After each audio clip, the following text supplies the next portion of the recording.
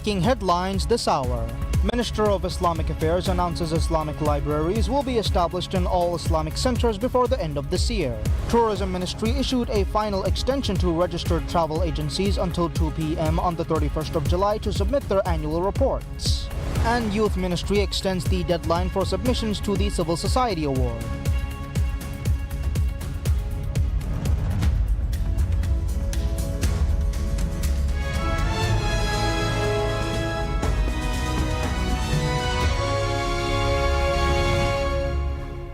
Bismillahir Rahmanir Rahim. Assalamu alaikum and welcome to PSM News in English with me, Abdullah Ahil. And now the news in detail.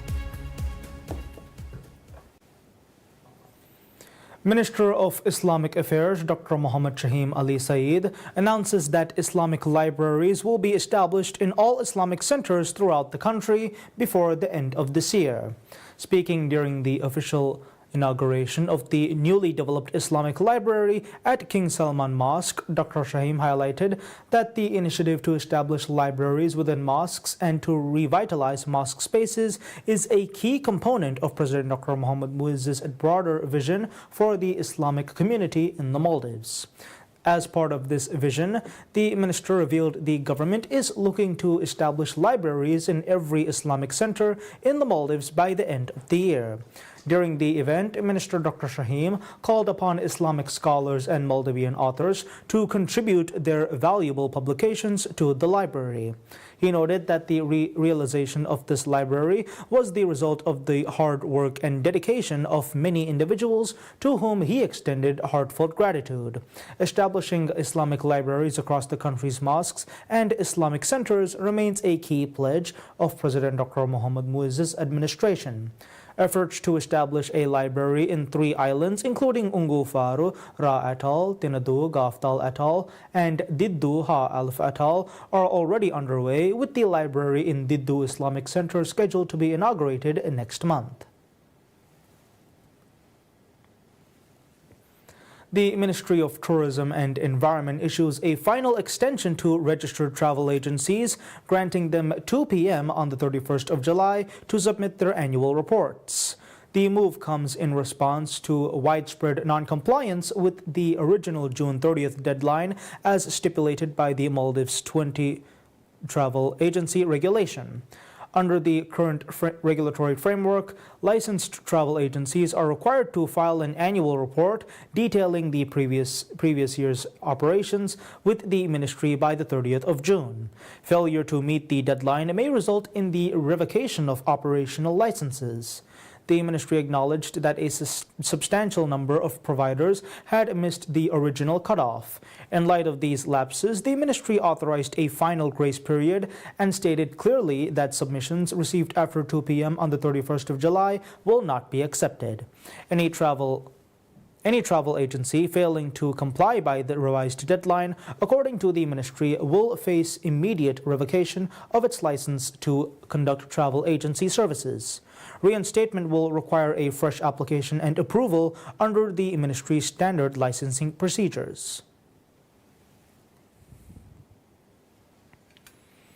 The Ministry of Youth, Empowerment, Information and Arts extends the deadline for submissions to the Civil Society Award, a prestigious national honor recognizing exemplary voluntary contributions made by registered organizations in support of community development across the country.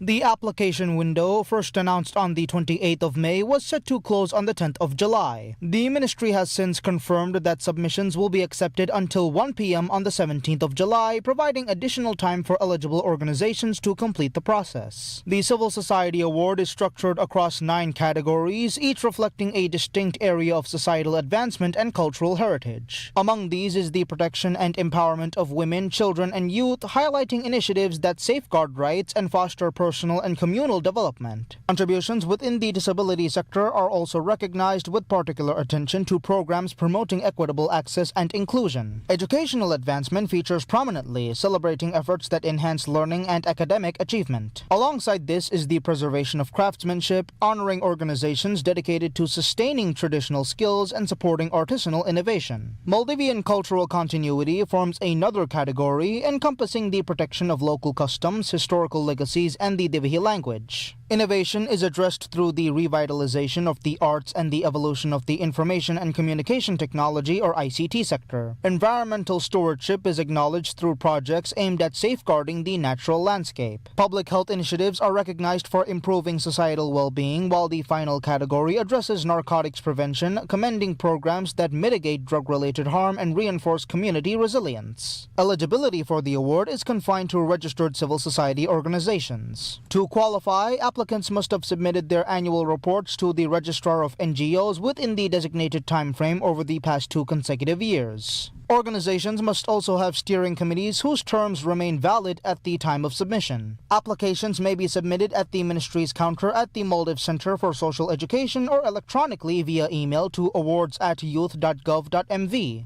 Required forms are available for download from the ministry's official website. The government announces changes to the curriculum for educational courses offered from the Maldivian Educational and Cultural Center or MECC in Sosanvilla, Sri Lanka. MECC is dedicated to promoting friendship between Maldives and Sri Lanka and offers a variety of programs for both Maldivians and Sri Lankans. Some of the programs offered through the center include a short Divihi language courses for Sri Lankan nationals, short Sinhala language courses for Maldivians living in Sri Lanka, Quran recitation courses, playwriting and presentation and speaking. There are also courses at various levels to teach Maldivian students Islam, Divihi and Quran from foundation stage to SSC level. Speaking to PSM News, Mariam Khalil, a Divihi language teacher, said the students studying at the center follow a similar program taught at schools in the Maldives, which includes activities on language and literature skills. The primary reason for the change in the curriculum, according to Mariam Khalil, is the lack of proficiency in the Divihi language among the children in the lower grades. She said the main focus of the curriculum changes was to shape the coursework in such a way that children of different ages would become familiar with the Divihi language and literature. The current structure of the curriculum include foundation stage grades 1 and 2. At this stage, students will be taught the Quran and the Divihi language. This stage is divided into 2 main parts. In level 1, students will be taught to write letters and form small sentences. This stage is reserved for nursery, LKG and UKG students. Level 2 is for children in grades 1 and 2. This stage will teach children how to write different levels of sentences and paragraphs. At grades 3, 4 and 5, this stage will also teach the Quran and Divihi language. However, the teaching of the Divihi language will also include Islamic religious lessons along with information on Divihi history and Maldivian nationality. In grades 6, 7 and 8, Quran, Divihi language and Islam will be taught separately. In this stage, students will follow the curriculum taught in similar grades in Maldives. This stage is divided into 3 parts. Grades 9 and 10, students will be taught Divihi language and Islam. Both subjects will follow the same curriculum taught in these grades in Maldives. This stage is divided into 2 parts.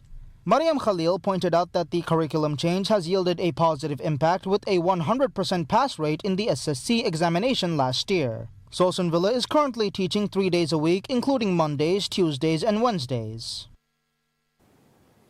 The Department of Juvenile Justice launches a 5-day training program for relevant agencies aimed at strengthening the juvenile justice system. Juvenile Justice Social Service Coordinator Hawa Zimna told PSM News that the training will be dedicated to the institutions enforcing the Juvenile Justice Act. According to Zimna, the training will focus on familiarizing participants on the Juvenile Justice Act and enhance stronger collaboration among relevant authorities to further strengthen the system. She said the training is being conducted by staff from 5 institutions within the juvenile justice system. According to her, they have undergone special training from the United Nations Office on Drugs and Crime. The Department of Juvenile Justice, the Maldives Police Service, the Maldives Correctional Service, the Juvenile Justice Court, and the Prosecutor General's Office are represented in the 5-day training program.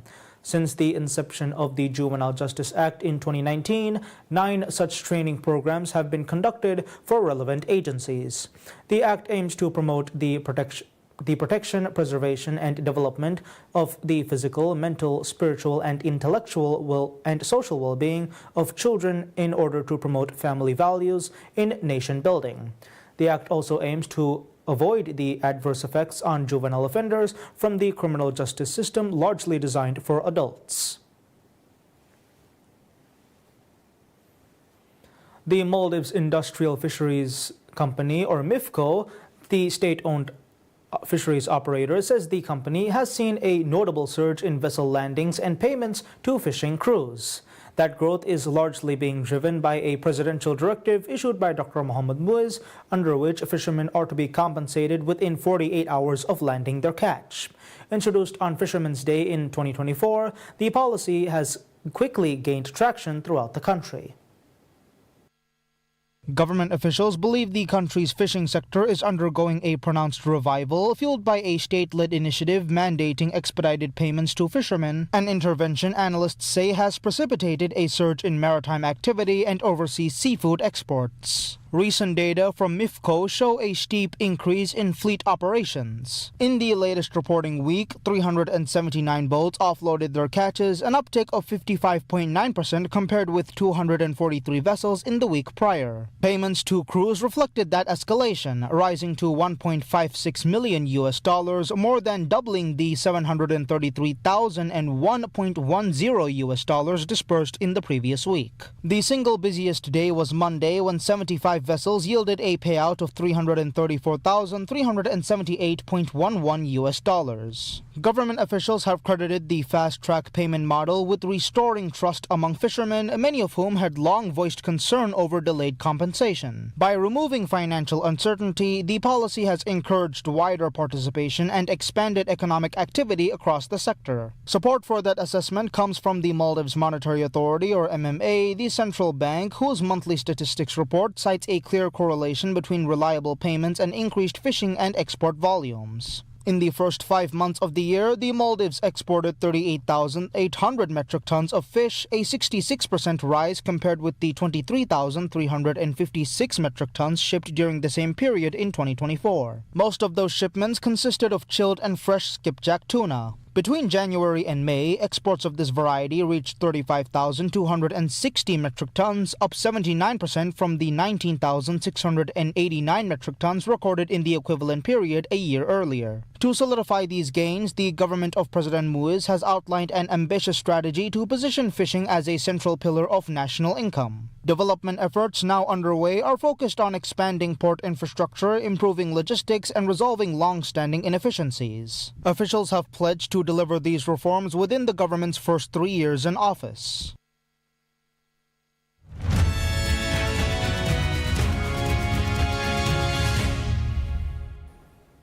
Frankfurt market analysts are expecting some market uncertainty and volatility when trading starts on Monday after U.S. President Donald Trump's latest salvo surprised the bloc by announcing a 30% tariff on European goods from August 1st.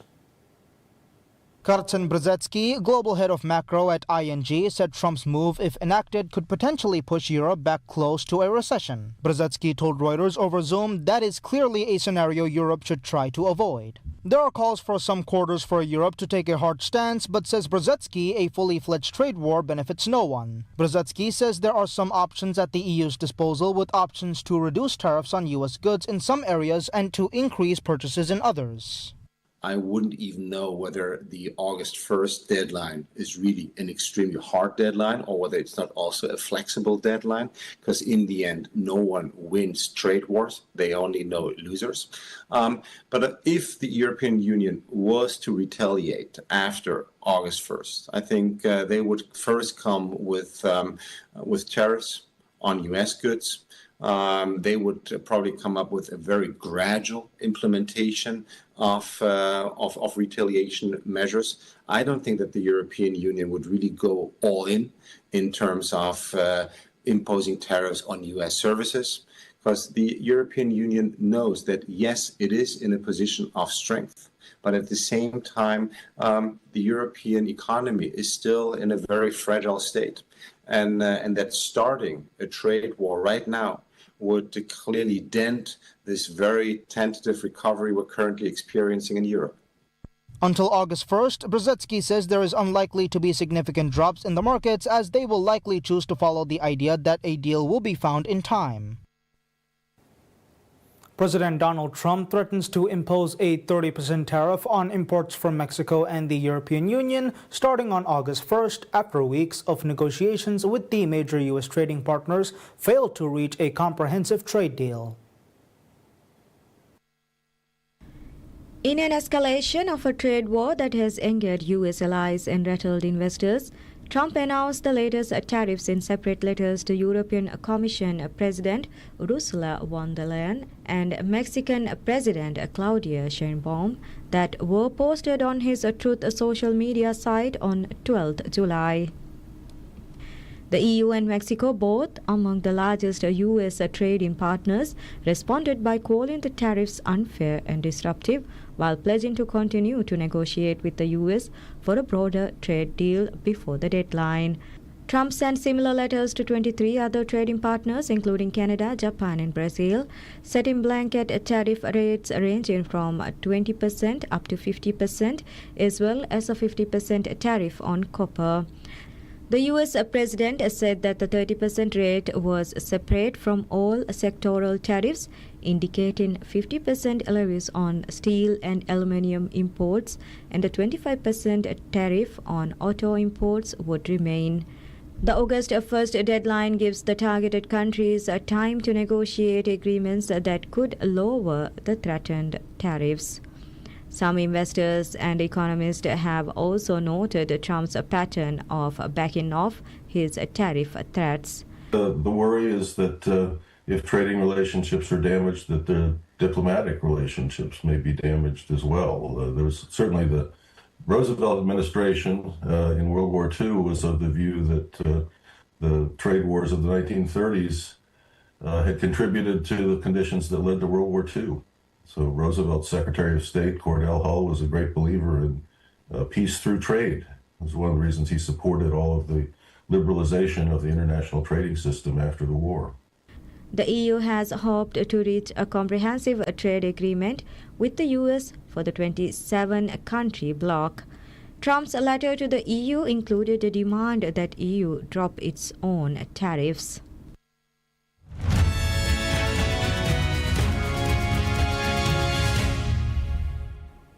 Gazan fishermen says they were worried following a renewed warning issued by the Israeli military over a total fishing ban off the Strip's waters. Despite the restrictions, many Gaza fishermen have no choice but to carry on fishing in the sea. But they say the renewed warning is an alarming sign that a hunger crisis in the Strip will deepen.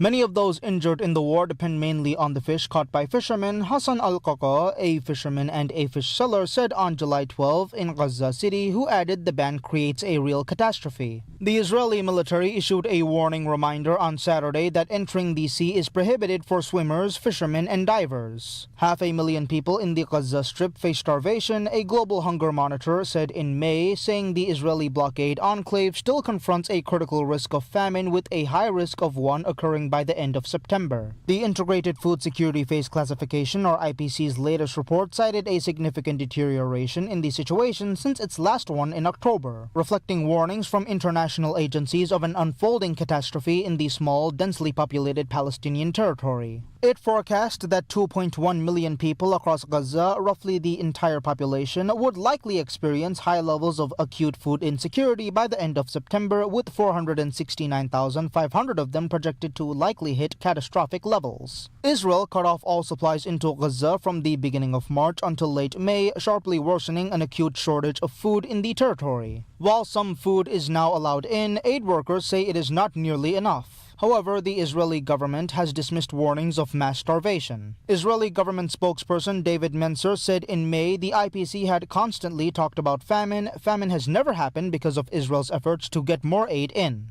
Israel started a genocide in Gaza on October 7, 2023, when Hamas stormed into Israel, killing about 1,200 people and taking 251 hostages into Gaza. At least 20 of the remaining 50 hostages there are believed to still be alive. The genocide has killed more than 57,000 Palestinians, displaced almost the entire population of more than 2 million people, sparked a humanitarian crisis, and left much of the territory in ruins. U.S. Attorney General Pam Bondi drops a case against a Utah doctor accused of falsifying COVID-19 vaccination certificates and destroying more than $28,000 worth of government-provided COVID-19 vaccines. Bondi, in a statement posted on X, said Michael Kirk Moore Jr. of Salt Lake County, Utah, did not deserve the jail time he was facing. Moore was indicted by a federal grand jury in 2023, and his trial had begun earlier this month. Bondi said Dr. Moore gave his patients a choice when the federal government refused to do so. He added that Dr. Moore did not deserve the years in prison he was facing. COVID-19 vaccine skeptics have been embraced by the Trump administration. The Pentagon, for example, has sought to re-enlist service members who were ousted for refusing to be vaccinated during the pandemic. Health Secretary Robert F. Kennedy Jr., who for decades has sown doubt about the safety of vaccines contrary to evidence and research by scientists, wrote on X in April, quote, "Dr. Moore deserves a medal for his courage and his commitment to healing," unquote. According to a 2023 statement from the U.S. Attorney's Office in Utah, Moore allegedly ran false certifications out of a plastic surgery center. The statement said his activities allegedly included administering saline shots to minors at the request of their parents so their children would think that they were receiving COVID-19 vaccines. Marjorie Taylor Greene, a U.S. lawmaker from Georgia and staunch Trump supporter, had championed dropping the case against Moore, who she called a hero in a statement on July 12.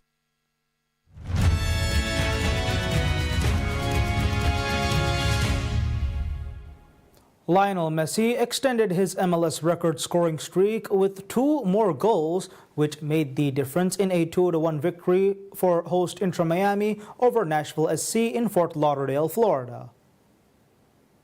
Messi's pair of scores helped Inter Miami 11-3-5, 38 points, snap a club record 15-game unbeaten streak across all competitions for Nashville, 12-5-5, 41 points, which lost for the first time since April 19th at Seattle. Messi scored 2 or more goals for the 5th consecutive time in an MLS match, which is a league record. Inter Miami improved to 4-0-1 in its last 5 matches with Nashville, while also winning their 5th consecutive MLS match overall. Miami has won 3 in a row since it was eliminated by Paris Saint-Germain in the round of 16 of the FIFA Club World Cup on June 29th. Messi capitalized on a major mistake by Nashville goalkeeper Joe Willis to strike for the eventual decisive goal in the 62nd minute Saturday. Willis chested a ball and tried to clear it out of his zone but kicked it right in Messi's direction. Messi intercepted it with his left foot, then worked the ball around Willis and fired it home to put Miami ahead for good. The goal came 13 minutes after Nashville's Hani Mukhtar tied the game at 1 with a perfectly timed header off a pinpoint cross from distance by Andy Najar.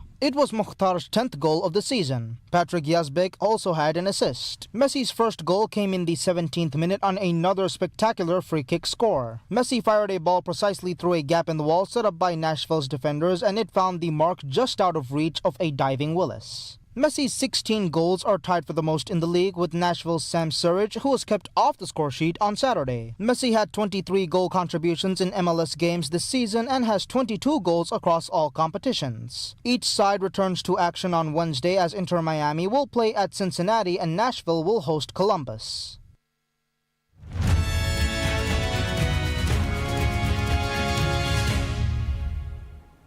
As Croatia approaches the 30th anniversary in August of the end of its war for independence, a museum in Dubrovnik offers a glimpse into the country's life under communism. The Communism Museum showcases over 1,300 items from the era in a series of recreated domestic settings. Museum curator Ivan Lujo told the exhibition received mostly positive reactions, especially from older generations who felt nostalgic. Leslie Griffiths, a tourist from New Zealand, impressed with the trip down history.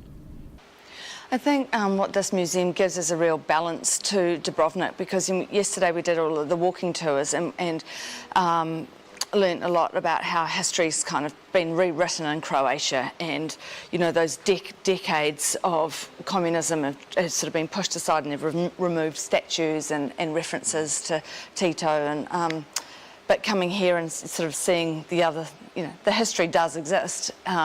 It's fascinating. In fact, While Jiling Wu, a visitor from China, noted the similarities in the history between her own country and that of Croatia. Both countries have their history tied with communism at the peak of the ideology during the Cold War era. And definitely you can see a lot of similarity between the history in Croatia and in China. And For example, the 5-year plan, we also have a lot about that, and also can see, for example, the data about how the education and women rights are raised during the during the communism times. The museum continues to expand its collection through donations from local residents preserving memories. A local resident who recently invited museum staff to take items from his sister's apartment said, quote, "Everything is actually interesting. You remember it because we all had them at home once," unquote. And that's all the news we have for today. We'll be back with any further updates. Until then, I'm Abdullah Ahil from PSM News.